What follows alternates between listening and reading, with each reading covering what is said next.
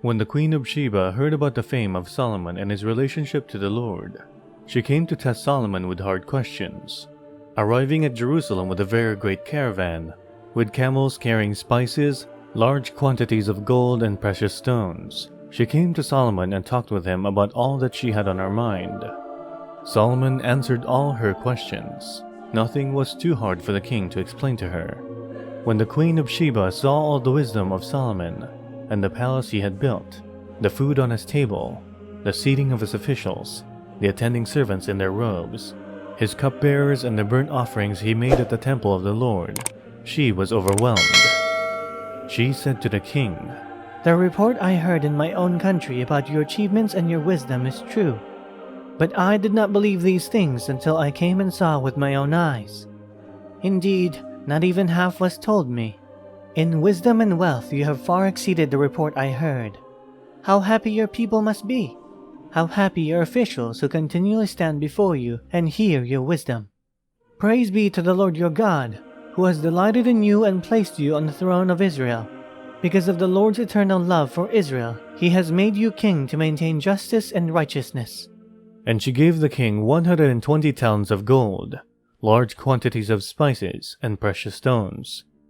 Never again were so many spices brought in as those the Queen of Sheba gave to King Solomon. Hiram's ships brought gold from Ophir, and from there they brought great cargoes of almugwood and precious stones. The king used the almugwood to make supports for the temple of the Lord, and for the royal palace, and to make harps and lyres for the musicians. So much almugwood has never been imported or seen since that day. King Solomon gave the Queen of Sheba all she desired and asked for, besides what he had given her out of his royal bounty.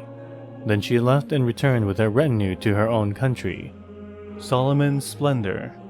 The weight of the gold that Solomon received yearly was 666 talents, not including the revenues from merchants and traders, and from all the Arabian kings and the governors of the territories.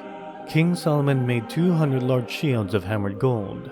600 shekels of gold went into each shield.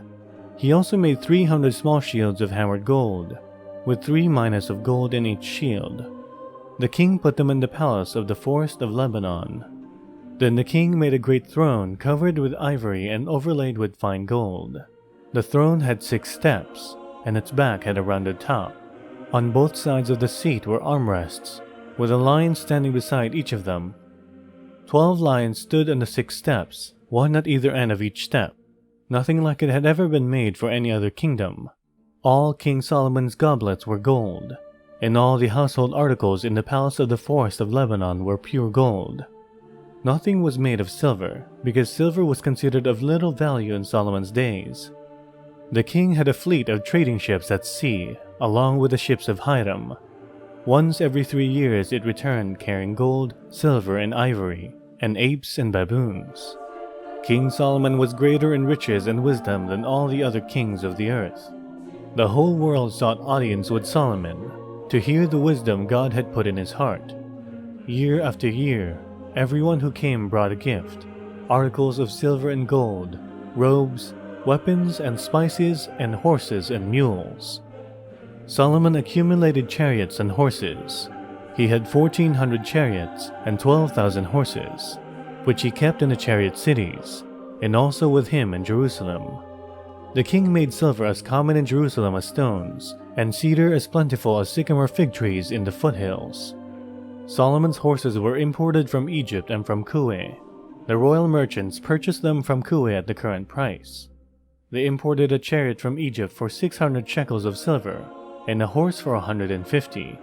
They also exported them to all the kings of the Hittites and of the Arameans.